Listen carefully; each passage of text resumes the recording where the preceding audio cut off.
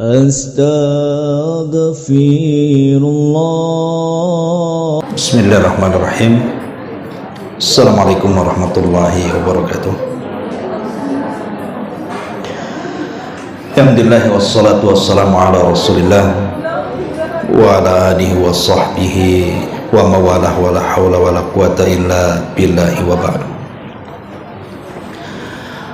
Alhamdulillah, segala puja dan puji hanya milik Allah subhanahu wa ta'ala. Salawat dan juga salam kita hadiahkan kepada Rasul kita Nabi besar Muhammad sallallahu alaihi wasallam.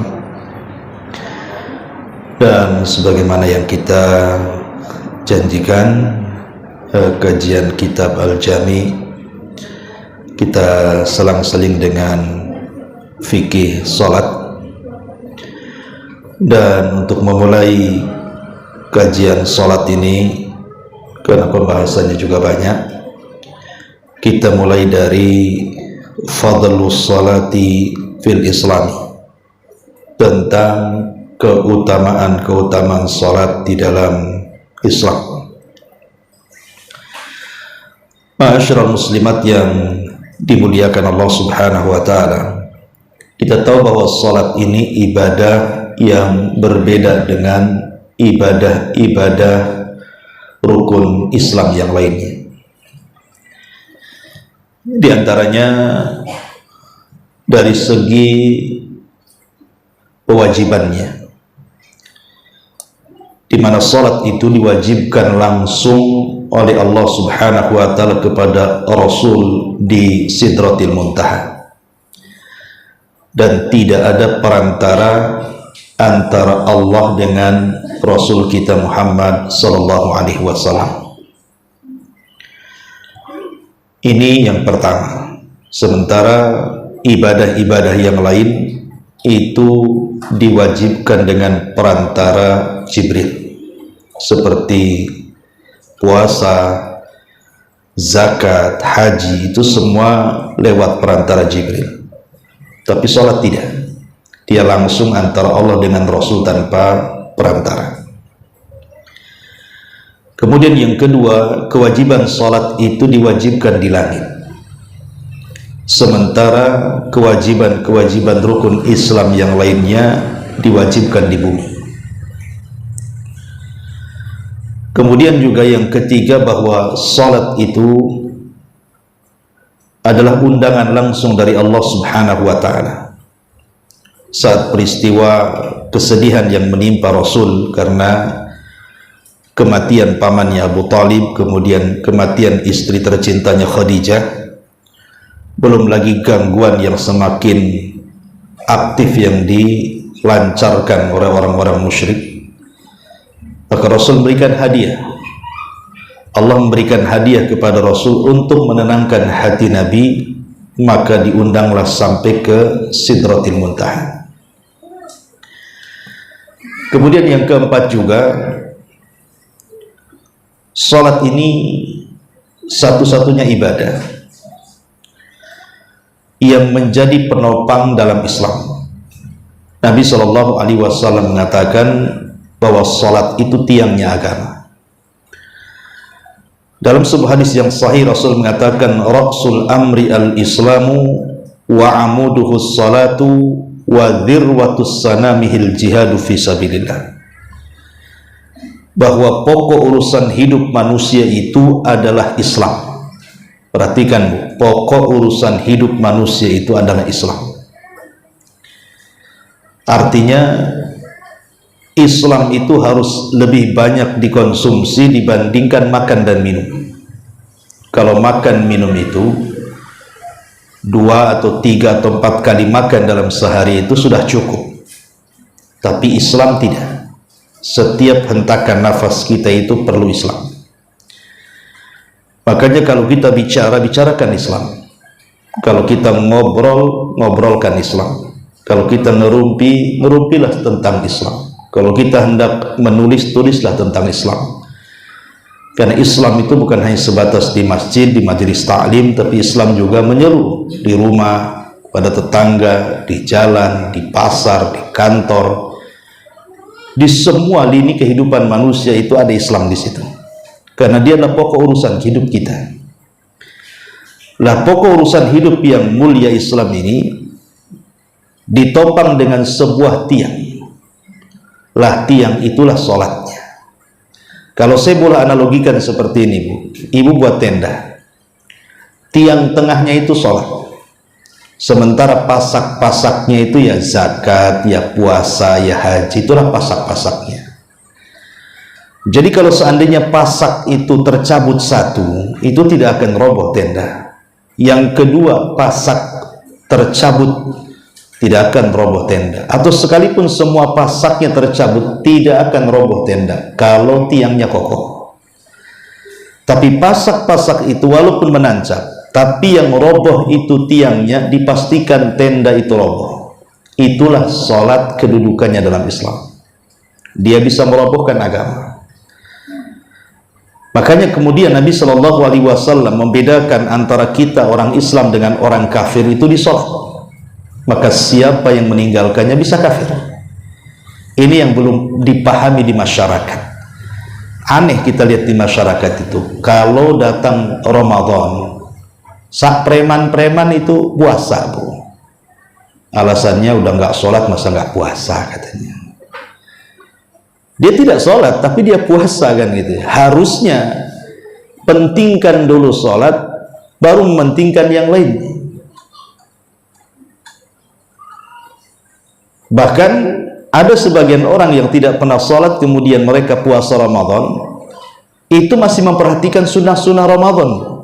Contoh umpamanya, kalau buka mereka masih nanya kurma tuh, mana kurmanya? Untuk apa kurma? Ini kan sunnah Nabi, katanya. Sama kurma ingat dia, tapi sama sholat 5 waktu tak ingat pula.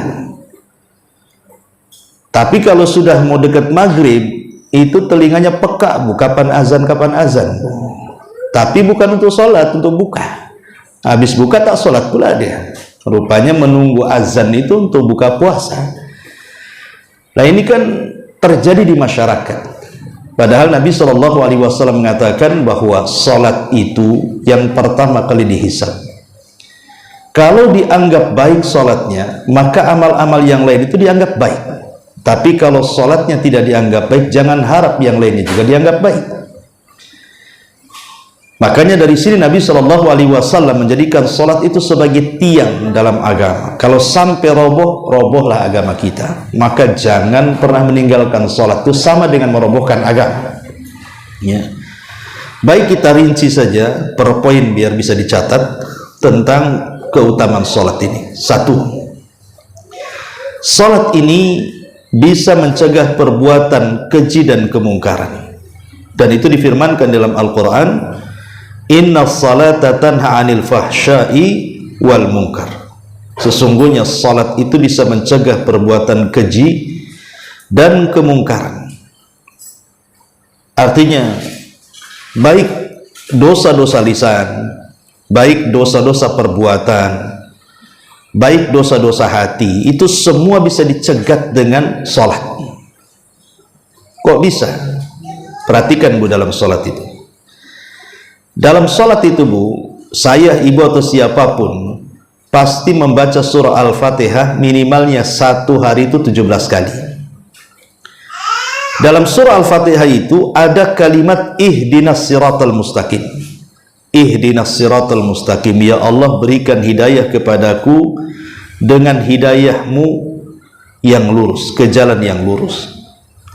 Artinya dalam sholat itu kita meminta taufik kepada Allah, meminta agar Allah memberikan hidayah taufik kepada kita, dan yang menyadarkan manusia sehingga dia tidak mengucapkan kalimat kecuali yang santun, tidak melakukan kecuali yang sesuai dengan koridor hukum, tidak mungkin juga melakukan kemungkaran, dosa besar. Itu karena hidayah. Artinya kalau seandainya doa-doa kita dalam sholat meminta hidayah taufik itu Allah kabulkan, itulah kenapa sholat itu bisa mencegah perbuatan keji dan mungkar. Pertanyaan pun muncul, kenapa ada orang sholat masih riba, masih gibah, masih namimah, masih kemudian bermuamalah dengan muamalah yang tidak baik, Boleh jadi ketika dia membaca surah Al-Fatihah, terkhusus ketika membaca ihdinas siratal mustaqim, dia tidak khusyuk. Dia tidak benar-benar meminta agar diberikan hidayah. Kalau dia benar-benar meminta dan sungguh-sungguh meminta hidayah, pasti Allah akan berikan hidayah. Wa man yujahidu fina lanahdiyannahum subulana. Siapa yang sungguh-sungguh meminta hidayah, Allah kasih hidayah. Makanya di sini salat itu bisa mencegah perbuatan keji dan kemungkaran. Yang kedua, bahwa seafdol-afdolnya amal setelah mengucapkan 2 kalimat syahadat itu salat. Dalam sebuah hadis, Abdullah bin Mas'ud radhiyallahu an pernah bertanya kepada Nabi SAW tentang amalan yang paling afdol. Maka Nabi SAW menyebutkan pertama kali as-salatu liwaktiha, salatlah tepat waktu. Baru kemudian cerita birrul walidain, kemudian cerita jihad. Bayangkan, salat diutamakan dibandingkan birrul walidain dan dibandingkan jihad. Padahal birrul walidain itu jelas keutamaannya, apalagi jihad, masuk surga tanpa hisab kan, Bu? Ya, karena salat itu adalah hak yang wajib kita tunaikan kepada Allah. Kalau birrul walidain itu hak yang wajib kita tunaikan kepada makhluk, makanya salat didahulukan. Disitulah kenapa salat itu seafdol-afdolnya amal setelah 2 kalimat syahadat. Kemudian yang ketiga, salat itu bisa menggugurkan dosa. Nabi SAW pernah mempermisalkan sebuah sungai yang ada di depan rumah. Seandainya, Bu, di depan rumah itu ada sungai. Sungai itu mengalir dari sumbernya, jernih, tidak ada kotoran. Kemudian ibu mandi sehari 5 kali. Kira-kira bersih enggak, Bu? Bersih lah, Bu. Bisa juga masuk angin tuh. 5 kali mandi sehari, bersih. Ya, kadang ada yang enggak mandi pakai parfum saja ke pengajian. Ya, wangi juga padahal tak mandi tuh. Cemana kalau dia mandi? Ya, mandi 5 kali lagi sehari, bersih-bersihlah. Lah disitulah Rasul mengatakan, begitulah sholat 5 waktu. Seperti Anda mandi 5 kali dalam sehari, bersih, itulah juga sholat 5 waktu bisa membersihkan dosa-dosa kita. Ini yang ketiga. Yang keempat, bukan hanya membersihkan dosa-dosa kita. Setiap kita sholat gugur dosa kita, setiap kita sholat gugur dosa kita. Tapi lebih daripada itu, keburukan-keburukan kita itu bisa dihapuskan. Dalam sebuah hadis Nabi SAW mengatakan, as-salawatul khamsu wal jum'atu ilal jum'ati wa ramadhan ila ramadhan mukaffiratun lima bainahunna idajtunibatil kabair.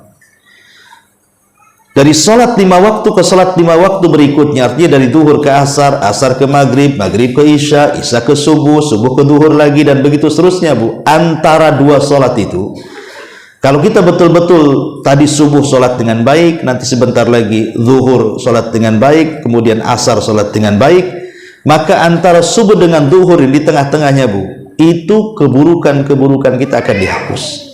Nah, ini kan luar biasa. Ya, ini yang keempat. Yang kelima, salat ini nurun li sahibiha. Dia akan menjadi cahaya bagi pemiliknya.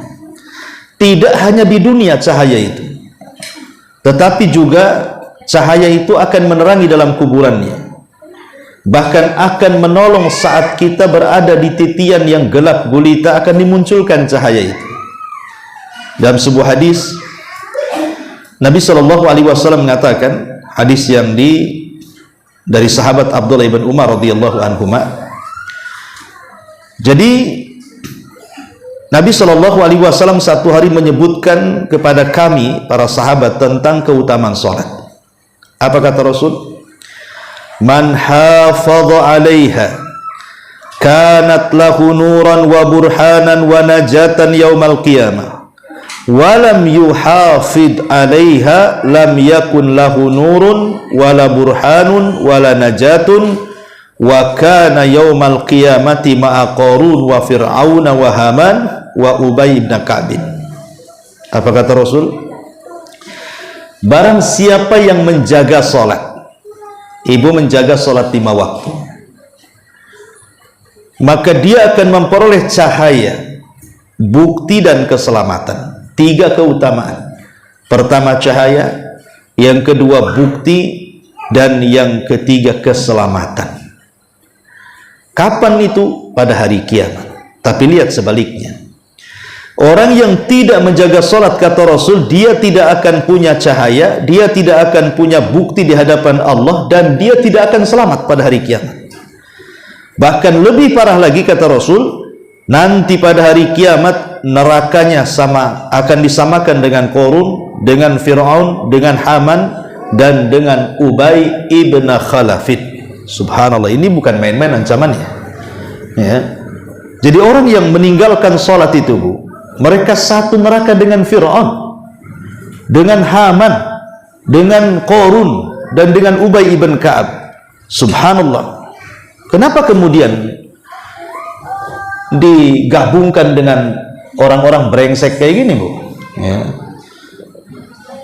Qarun itu, atau Haman, atau Fir'aun, ataupun Ubay ini, pertama, di sini Rasul mengurut dengan sebutan Fir'aun. Kenapa Fir'aun itu tidak mau mengikuti ajakan Nabi Musa? Congkak, karena dia merasa berkuasa. Kenapa kemudian Haman juga ikut-ikutan menjadi penghasut Fir'aun sehingga memusuhi Nabi Musa? Karena dia penjilat pemerintah, menteri penjilat, Haman itu. Kenapa kemudian Qarun juga sama menolak ajakan Nabi Musa? Karena dia merasa kaya, Musa miskin. Kenapa Ubay ibn Khalaf dia memusuhi Nabi SAW? Karena dia merasa pedagang paling hebat, paling sukses di zaman itu. Dari sini kita tahu bahwa 4 perkara yang melalaikan sholat. Pertama kekuasaan, yang kedua menjilat penguasa, yang ketiga perniagaan, dan yang keempat kekayaan. Itu yang menjadikan orang itu lalai dari sholat. Pertama kekuasaan. Kekuasaan itu melalaikan manusia dari sholat, dari mengingat Allah subhanahu wa ta'ala, karena otaknya hanya bagaimana caranya diberkuasa, nggak peduli dengan Allah azza wa jalla. Begitu juga para penjilatnya, begitu juga sebuah peniaga, kalau dia sudah terhubung hatinya dengan harta, dia lupa dengan Allah itu. Begitu juga orang kaya.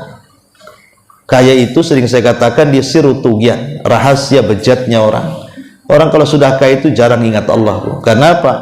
Karena alat maksiat ada di tangannya. Kekayaan, dia bisa apa saja dengan uangnya. Nah, di sini Nabi SAW mengatakan bahwa orang yang menjaga salat itu, maka mereka akan diberikan cahaya. Lihat wajah-wajah orang salat itu. Wajah-wajah orang sholat itu bersinar, di dunia saja bersinar, karena mereka selalu dibasuh dengan air wudhu. Nggak perlu, Bu, pakai skincare, Bu, ya, biar ngejreng wajahnya. Wudhu saja itu sudah bisa merawat kulit wajah Ibu itu. Coba orang yang nggak pernah sholat, nggak pernah wudhu itu, walaupun mereka pakai lipstik, pakai apa benda macam-macam itu, Bu. Iya, ketika pakai bedak aja menor, kena hujan habislah tuh, ya. Jadi sholat ini di dunia saja memberikan cahaya, apalagi dalam kubur. Sementara kubur itu kan dasarnya gelap, Bu. Tapi orang yang senantiasa menjaga sholat, maka kuburannya akan terang. Dan kelak pada hari kiamat juga cahaya orang sholat itu akan menerangi titian, sehingga orang yang melintas titian itu mereka tidak akan jatuh, ya. Karena orang jatuh itu kan karena gelap, Bu. Bisa nabrak sana nabrak sini, ya. Ini yang kelima. Yang keenam, Allah subhanahu wa ta'ala akan mengangkat derajat orang yang sholat.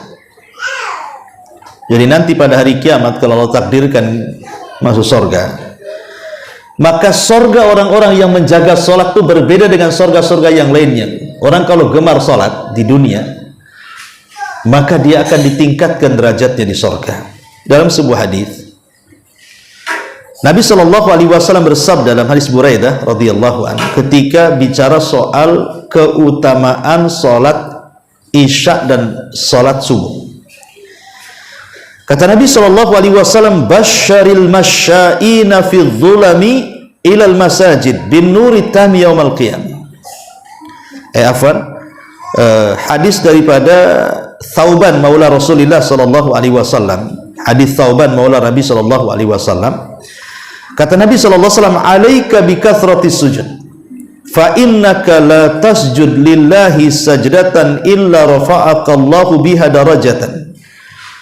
Wajib atas kamu memperbanyak sujud, wahai Thauban, karena tidaklah seseorang sujud karena Allah satu kali sujud saja itu sudah akan mengangkat derajatnya. Jadi Allah akan mengangkat derajat orang-orang yang senantiasa salat. Ya. Ini yang nomor 6. Yang nomor 7, bahwa semua orang ingin berjumpa dengan Rasul kan. Saya, ibu atau siapapun lah yang mengaku umat Nabi SAW,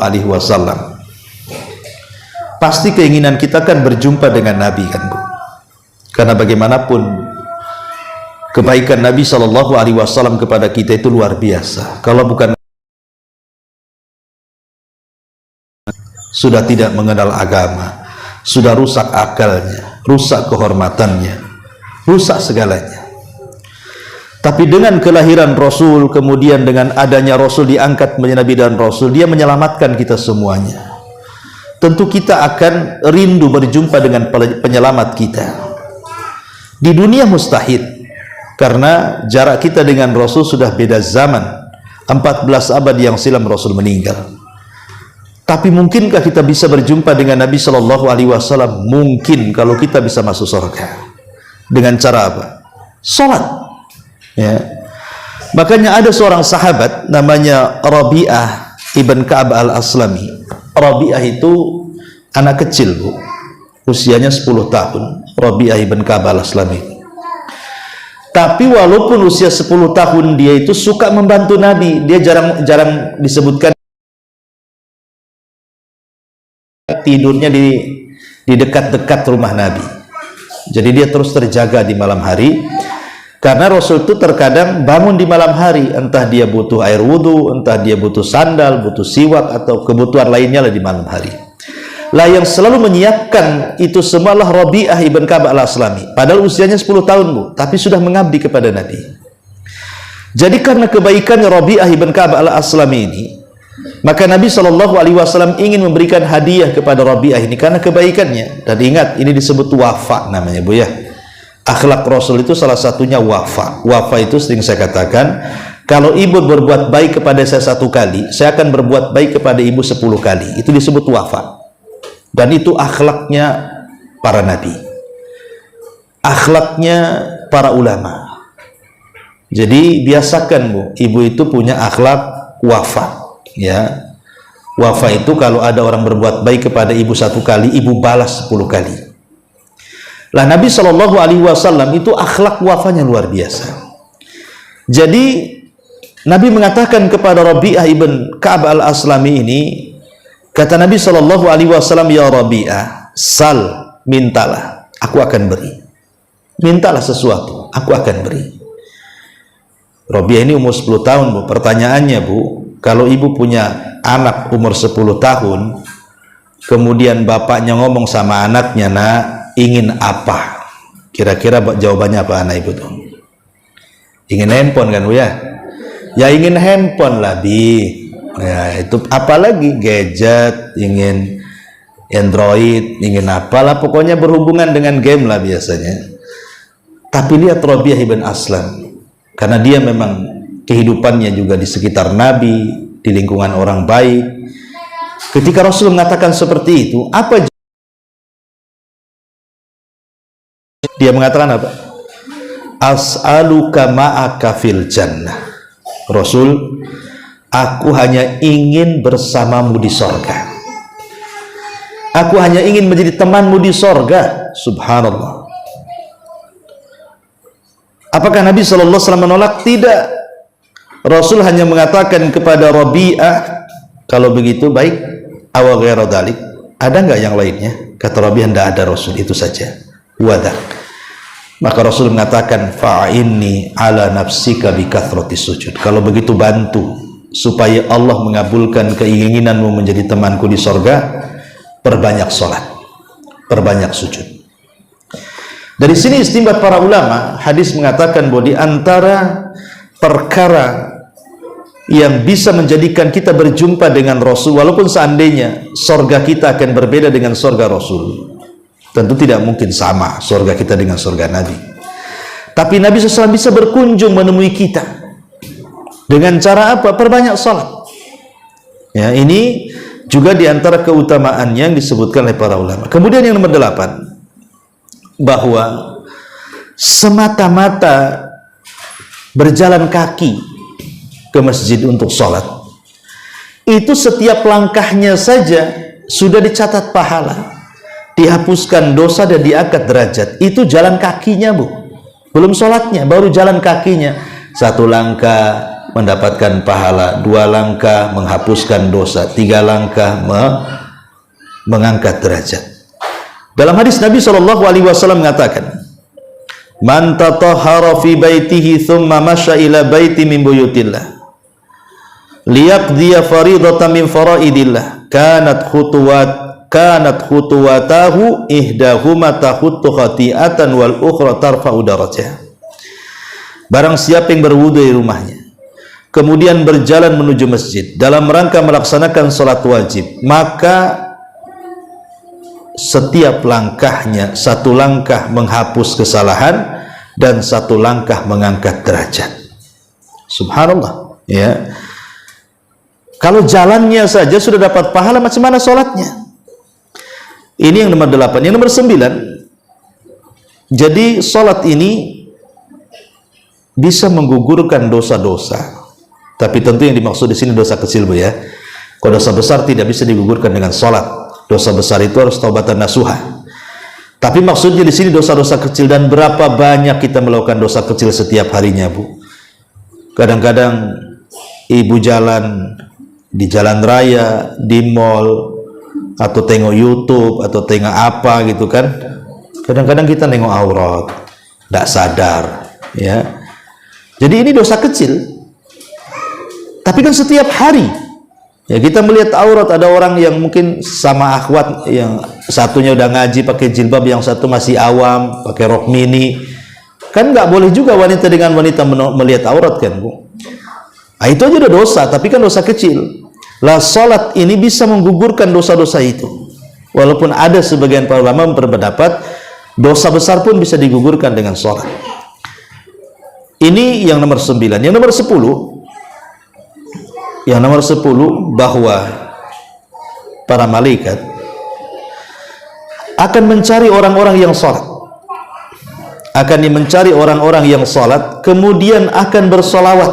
Artinya bersolawatnya malaikat itu memintakan ampun akan dosa-dosa kita. Jadi malaikat akan mengepak-ngepakkan sayapnya dalam rangka memintakan ampun akan dosa-dosa kita kepada Allah Subhanahu wa ta'ala.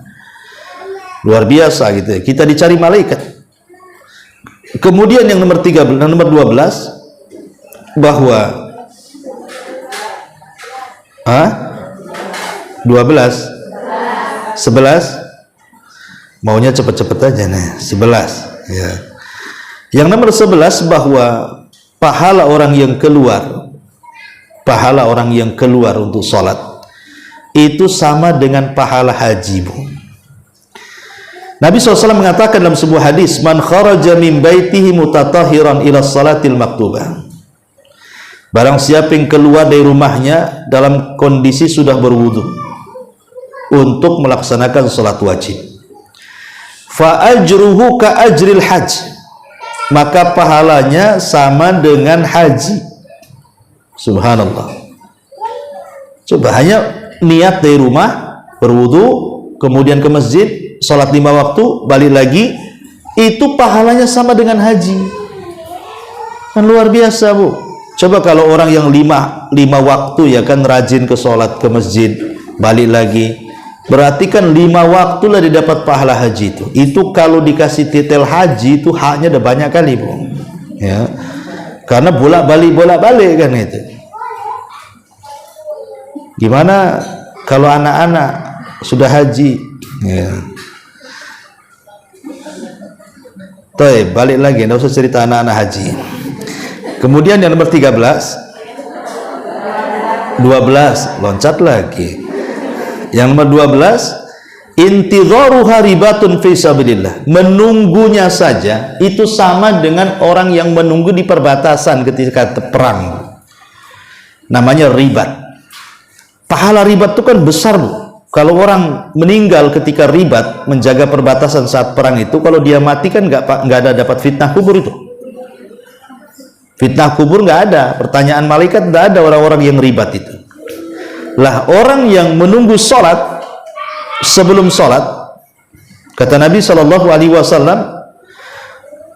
wantidharus salati ba'da salati fadzalikumur ribat. Orang yang menunggu sholat ke sholat berikutnya itu sama dengan ribat, sama dengan ibu menunggu perbatasan, menjaga negara, jangan sampai dicaplok, jangan sampai dijajah. Dia mempertahankan negaranya. Dan kalau meninggal orang yang ribat itu nggak ada fitnah kubur.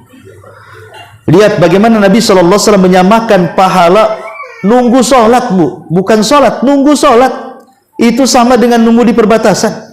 Jadi umpamanya kalau ibu di rumah gitu kan sholat tadi subuh, ya hatinya terpaut, pengen kapan duhur kok lama, pokoknya rindulah dengan duhur. Nanti duhur selesai, rindu ingin sholat asar, ya. Jadi hatinya itu terpaut dengan sholat, Bu. Nah itu sama dengan ribat. Kayak bapak-bapak, umpamanya bapak-bapak kan suami-suami ibu kan yang punya suami, kalau sholat maghrib itu kan ke isya sebentar. Suruhlah bapak-bapak itu jangan pulang, Pak, kalau habis maghrib itu ngajilah di masjid, pulangnya isya sekalian sholat. Nah itu udah ribat, Bu. Ya, karena ada orang-orang itu kalau datang waktu sholat itu kayak gimana gitu. Aduh, ntar sholat, azan lagi. Kayak orang kayak gitu, Bu, ya kan? Kayak gimana gitu, kayaknya jadi beban sholat itu. Karena ada orang-orang yang kayak gitu tuh, Bu. Apa itu ibu saya tidak tahu ya. Tapi yang jelas bahwa ada orang yang menjadikan sholat itu beban. Harusnya itu kan sholat itu kebutuhan. Kalau beban itu begini, Bu, bedanya beban dengan kebutuhan itu. Kalau sholat itu dijadikan beban, kayak orang bayar hutang, Bu. Plong, udah bayar hutang, plong. Nah itu namanya beban, Bu. Jadi kalau tadi sudah sholat subuh itu, aduh enak, kayak bayar hutang.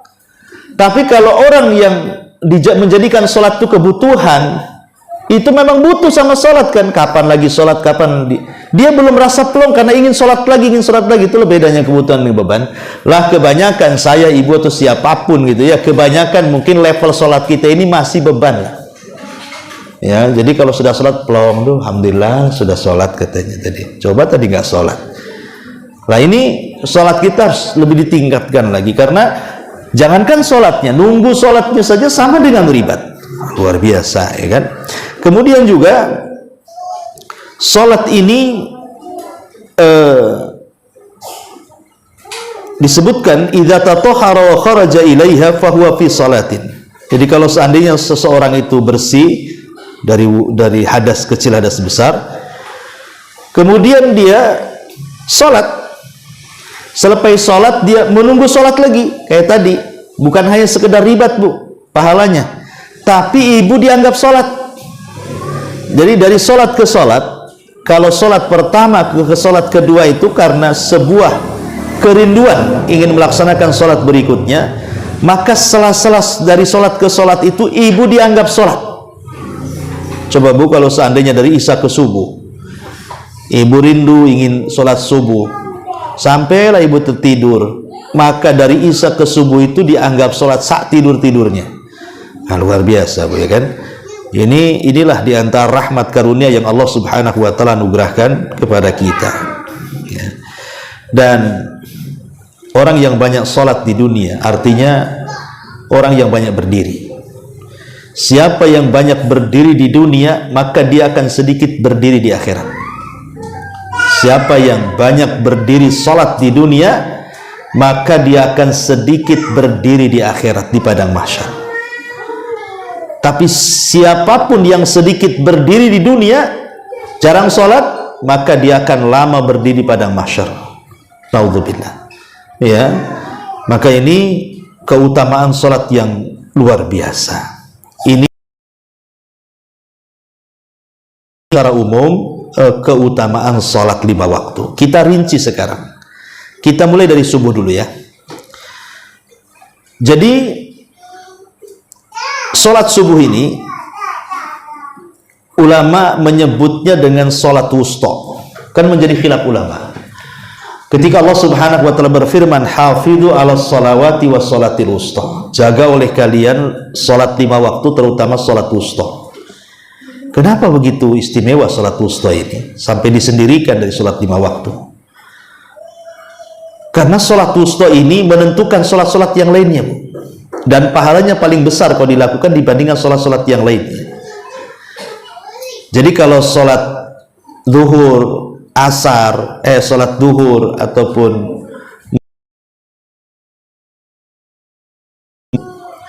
tapi kalau seandainya subuh dan asar itu pahalanya 2. Jadi yang mencatat 2 malaikat. Kalau zuhur yang mencatat 1 malaikat, maghrib yang mencatat 1 malaikat. Kalau asar dengan subuh itu 2 malaikat yang mencatat, malaikat malam dan malaikat siang. Karena Nabi Shallallahu Alaihi Wasallam mengatakan, yata'aqabuna fikumul malaika, malaikatul laili wa malaikatun nahar. Telah menugaskan beberapa malaikat, ada yang ditugaskan di malam hari mencatat amalan di malam hari, ada yang malaikat ditugaskan di siang hari mencatat amalan baik di siang hari. Dan di siang hari itu ibu ngapain aja? Silaturahim, jenguk orang sakit, mengucapkan kalimat santun, berzikir, membaca Quran, pokoknya amalan apalah di siang hari itu dicatat oleh malaikat siang hari. Atau mungkin di malam hari ibu tahajud, ibu witir, baca Quran, ibu wudhu, ibu zikir, itu dicatat oleh malaikat yang ditugaskan mencatat kebaikan di malam hari. Lah 2 malaikat ini, Bu, baik yang malaikat ditugaskan di malam atau di siang hari, itu bertemunya di 2 sholat, Bu. Pertama sholat asar, yang kedua sholat subuh. Itu pertemuan 2 malaikat tadi. Makanya ketika Allah Subhanahu wa taala bertanya kepada 2 malaikat ini, ma taraktum ibadi, apa yang kau tinggalkan, sedang apa hamba-hambaku? Maka malaikat ini mengatakan, atainahum wa hum yusallun wa taraknahum wa hum yusallun. Kami datang, mereka sedang sholat, kami tinggalkan, mereka sedang sholat. Artinya kami datang, mereka sedang sholat asar, dan kami tinggalkan, mereka sedang sholat asar. Kemudian malaikat satunya yang bertugas di malam hari juga ngomong, kami tinggalkan, mereka sedang sholat subuh, kami datang, mereka sedang sholat subuh, dan kami tinggalkan, mereka sedang sholat subuh. Jadi sholat subuh itu sholat yang dicatat 2 malaikat, malaikat malam dan malaikat siang. Inilah kenapa disebut sholat wusta. Adapun sholat asar disebut sholat wusta karena berdasarkan nas hadis.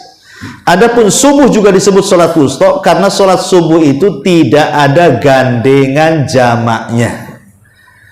Yang ada gandengan jamak itu kan kalau zuhur dengan asar, Bu, itu gandengan jamak namanya, bisa takhir bisa takdim kan, Bu. Kemudian maghrib dengan isya bisa takhir bisa takdim. Ini kalau subuh ini dia jomblo, Bu, dia tidak bisa ditarik ke atas, nggak bisa ditarik ke bawah, nggak bisa dia dijama dengan isya, nggak bisa pula dijama dengan duhur. Dia sendiri sholat yang nggak bisa dijama itu, ya itulah subuh, makanya disebut tengah-tengah, disebut wusta. Jadi inilah diantara keistimewaan sholat subuh itu, karena dia sholat wusta, sholat yang diistimewakan. Apalagi Nabi Shallallahu Alaihi Wasallam mengatakan, man shalla subha fi jama'atin fahuwa fi dhimmatillah. Siapa yang sholat subuh berjamaah, maka dia berada dalam lindungan Allah. Jadi 1 hari itu akan dilindungi. Dilindungi dari apa? Dari apa saja yang membahayakan ibu akan dilindungi oleh Allah Subhanahu wa taala. Bahkan dengan tegas Nabi sallallahu alaihi wasallam mengatakan, man hafadha ala baradaini dakhalal jannah.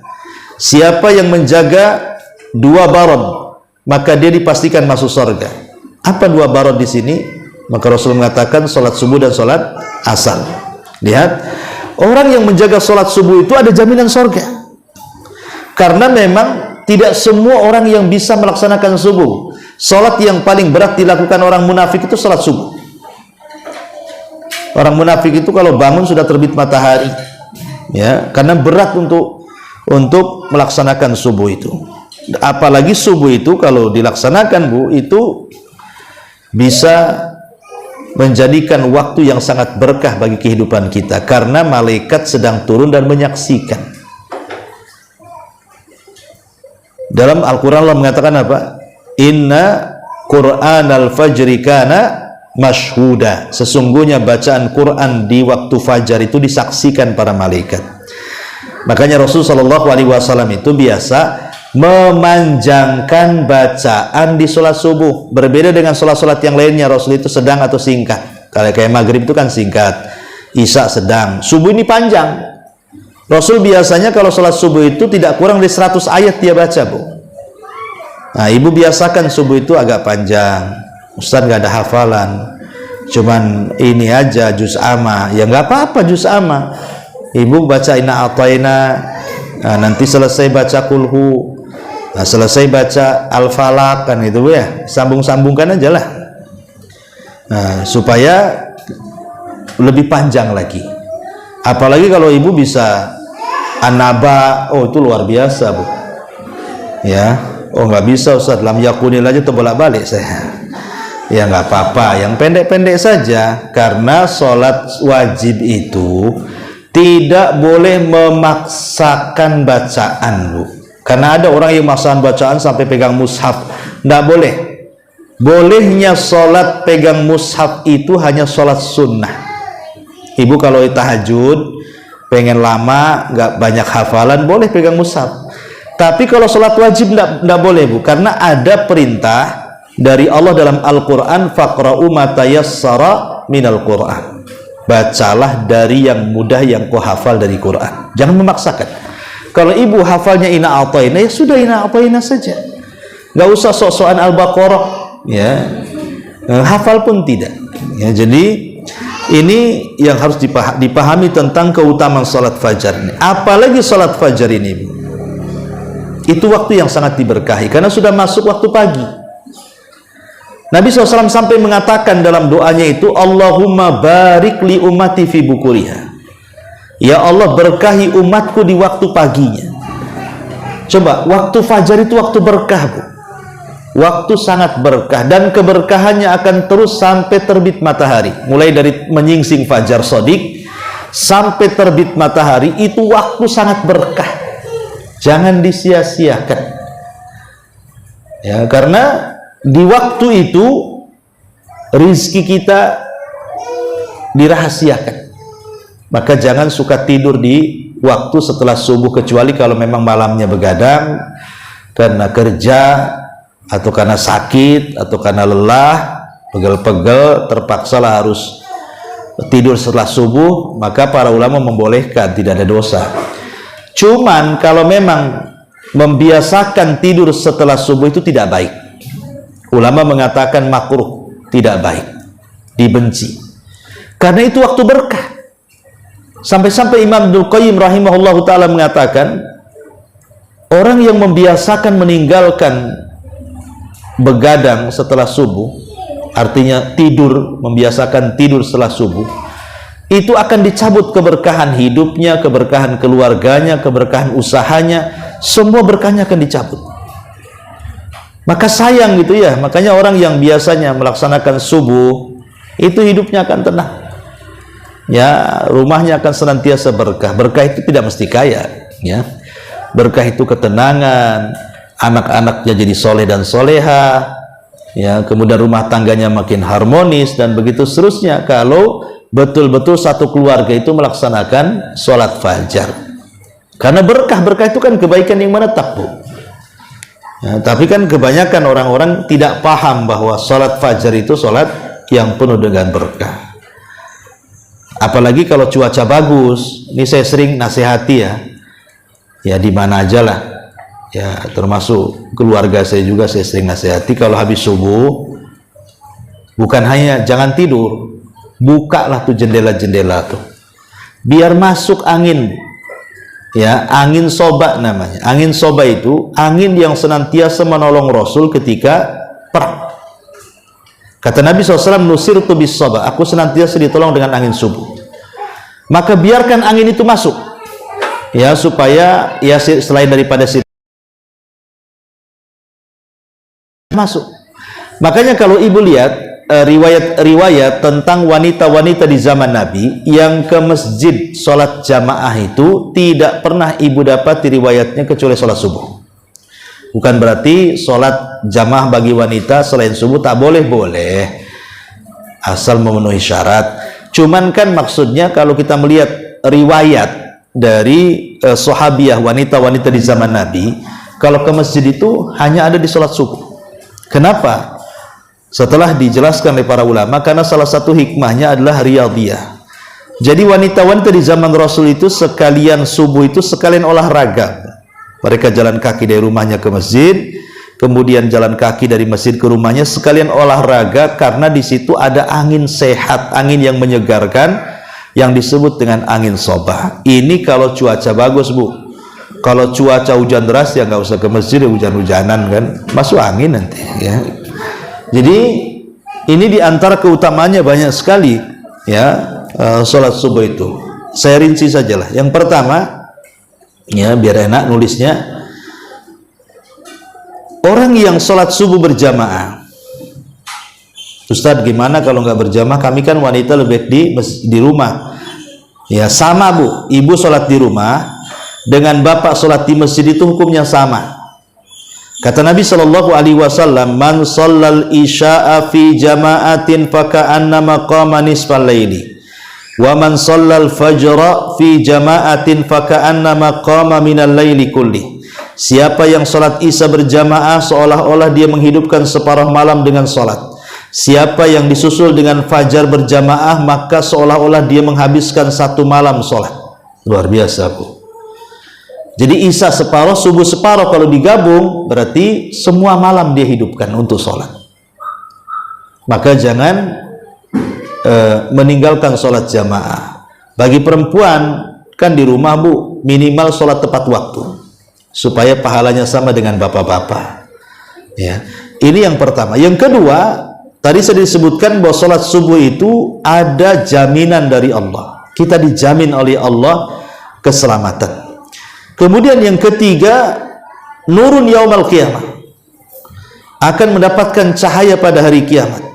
Makanya kan doa yang diajarkan Rasul kalau kita berjalan dari rumah menuju masjid itu, apa doa yang diajarkan Rasul itu? Allahumma ij'al fi qalbi nuran wa fi lisani nuran waj'alni sam'i nuran waj'alni fi basari nuran waj'alni min khalfi nuran wa min amami nuran waj'alni min fawqi nuran, dan seterusnya ya. Ya Allah, jadikan dalam hatiku cahaya, lisanku cahaya, telingaku cahaya, pemandanganku cahaya, di belakangku cahaya, di depanku cahaya, di atasku cahaya, di bawahku cahaya, jadikan aku jadi cahaya.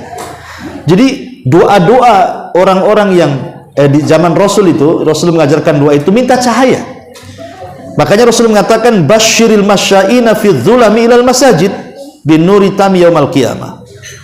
Kasih kabar gembira tuh orang-orang yang jalan-jalan malam-malam itu ke masjid dengan cahaya sempurna pada hari kiamat. Maksudnya jalan-jalan malam-malam di kegelapan menuju masjid itu akan mendapatkan cahaya pada hari kiamat. Maksudnya salat isya dan subuh, karena kan zaman dulu isya dan subuh itu gelap Bu. Kalau zaman sekarang ialah banyak listrik. Kalau zaman dulu kan nggak ada listrik, betul-betul gelap isya dengan subuh. Makanya kenapa pahalanya luar biasa. Kemudian yang keempat, bahwa sholat subuh tadi saya sudah katakan mendapatkan dua catatan malaikat, malaikat siang dan malaikat malam. Kemudian juga lebih daripada itu, jangan lagi subuhnya Bu ya, 2 rakaat subuhnya saja yang disebut dengan rakaatai al-fajr itu, 2 rakaat fajar itu Rasul mengatakan khairun minad dunya wa ma fiha, itu lebih baik dibandingkan dunia dan isinya. Itu sholat sunnahnya. Macam mana subuhnya? Kalau sholat sunnahnya saja lebih baik daripada dunia dan isinya, cemana pula sholat wajibnya kan? Luar biasa kan? Rugi orang yang meninggalkan sholat subuh itu. Kemudian juga sholat subuh ini mendatangkan rizki dan berkah, karena doa Rasul tadi yang disebutkan, Allahumma barik li ummati fi bukuriha, ya Allah berkahi umatku di waktu paginya. Kemudian juga dapat kabar gembira sorga, man shallal baradaini dakhalal jannah, siapa yang menjaga dua barad, maksudnya sholat asar dan subuh, dijamin masuk surga. Kemudian dihindarkan dari sifat munafik, karena yang berat sholat bagi orang itu, orang munafik itu subuh dan isya. Berarti kalau ibu sholat subuh terbebas dari sifat munafik. Bahkan bukan hanya itu, ibu terbebas dari kencing setan. Kencing setan. Kan ada sebuah hadis begini Bu, dari Abdullah bin Mas'ud ya. Jadi seorang laki-laki ada di samping Nabi. Bertanya Rasul, ada seorang Abdullah bin Mas'ud, laki-laki maksudnya, Abdullah bin Mas'ud bertanya tentang seorang laki-laki yang tidur sampai pagi, sampai bablas subuhnya. Apa kata Rasul? Dzakar rajul bala syaitanu fi udhuni. Orang itu sedang dikencingi setan telinganya. Coba Bu. Jadi orang yang tidak sholat subuh itu sedang dikencingi setan telinganya. Maaf ini Bu ya, seandainya telinga ibu dikencingi kawannya, marah nggak Bu? Marahlah, kurang ajar katanya. Masa aku dikencingi telinganya? Kok sama setan ibu tak marah? Ya. Hari-hari dikencingi kan orang-orang yang nggak pernah sholat subuh, kok nggak marah sama setan? Coba kalau orang yang ngencingi kan marah tuh. Artinya begini Bu, kalau orang ngencingi orang, apalagi telinga, itu kan bagian daripada kepala, itu kan menghina namanya Bu. Lah berarti hari-hari dihina setan kok tidak marah dia? Nah, ini yang jadi masalah ya. Jadi dia sedang dihinakan setan. Berarti orang yang bangun subuh, dia sudah menghilangkan kehinaan setan. Ada yang memaknai seperti itu. Makna yang kedua, dikencingi setan, artinya telinganya disumpel oleh kencing setan sehingga susah mendapatkan nasihat. Maka lihat Bu, orang-orang yang degil kalau nasihati itu berarti subuhnya masalah tuh. Ya, karena kesumpel tuh itu sama kencing setan, nasihat pun tidak masuk. Ya. Jadi hidayah ditutup di telinganya, naudzubillah. Ya, termasuk juga jelek jiwanya. Orang yang meninggalkan subuh itu pasti jelek jiwanya, dan kehidupannya pasti banyak masalah yang tidak tahu apa sebabnya. Karena ada hadis Muslim yang mengatakan, yaqidu syaitan ala qafiyati rasi ahadikum id huwa nam thalatha uqadin. Jadi setan itu mengikat di tengkuk salah seorang di antara kalian ketika dia tidur 3 ikatan.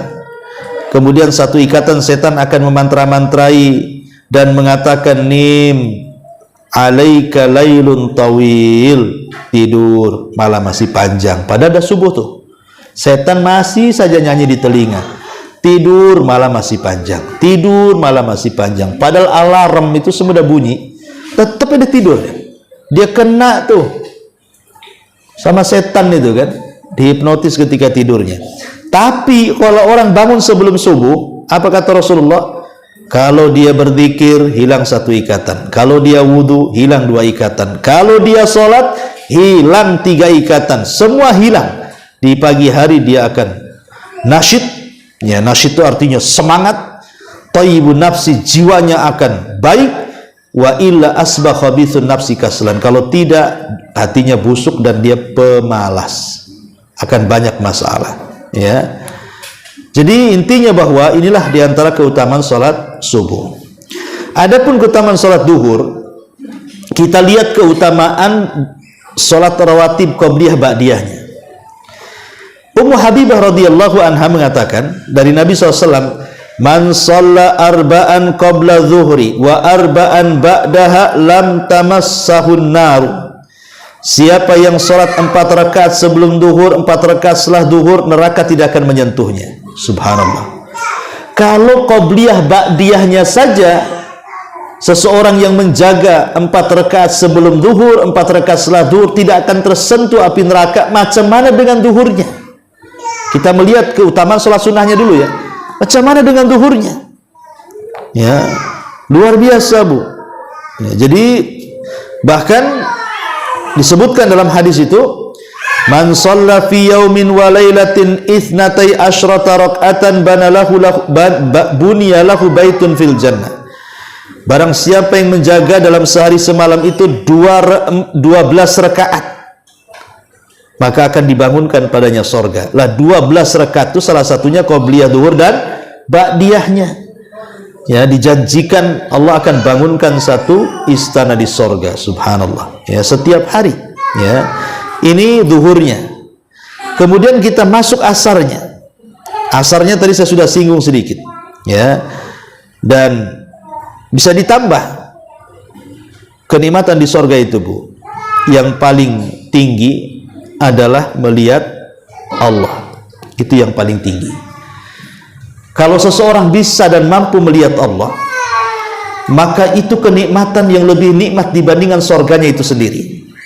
Sorga nggak seberapa nikmatnya dibandingkan kita memandang wajah Allah. Lah salah satunya Rasul mengatakan, ini stata'tum an taghlibu ala salatin qabla tulu'i syamsi wa qabla ghurubiha faf'alu. Jadi kalau kalian ingin melihat Allah dan kalian bisa untuk mengalahkan hawa nafsu sehingga kalian bisa sholat sebelum terbit dan sebelum terbenam, artinya subuh dengan dengan asar, maka lakukanlah. Kata ulama mengatakan, inilah diantara keutamaan sholat asar, akan dihadiahi bisa melihat Allah kelak pada hari kiamat. Dan ini kenikmatan yang luar biasa. Cukup hadis ini saja sudah menjelaskan betapa agungnya sholat asar itu. Apalagi asar tadi saya katakan salah satu daripada sholat wusta. Ya, buru-buru aja Bu, karena saya ada kajian juga di Al-Falah. Kemudian sholat maghrib. Ya, sholat maghrib. Nabi SAW ketika bicara soal maghrib, maghrib ini sholat yang luar biasa, sholat yang paling dicintai Allah. Kenapa sholat maghrib itu sholat yang paling dicintai Allah? Karena sholat satu-satunya yang ganjil bilangannya itu maghrib. Isya 4 rakaat, subuh 2 rakaat, duhur 4 rakaat, asar 4 rakaat. Yang ganjil itu maghrib kan Bu? 3 dia. Ya, makanya disebutkan sholat maghrib itu adalah witirnya siang. Jadi sholat maghrib itu witirnya siang. Jadi setelah asar, antara malam dengan siang, pertengahannya kan maghrib. Lah itu disebut witirnya siang. Makanya Nabi SAW mengatakan, innallaha yuhibbul witra. Innallaha witrun yuhibbul witra. Allah itu ganjil dan suka yang ganjil-ganjil. Lah salat maghrib itu salat ganjil, karena 3 kan, 3 rakaat. Dan Allah sangat suka dengan yang ganjil-ganjil.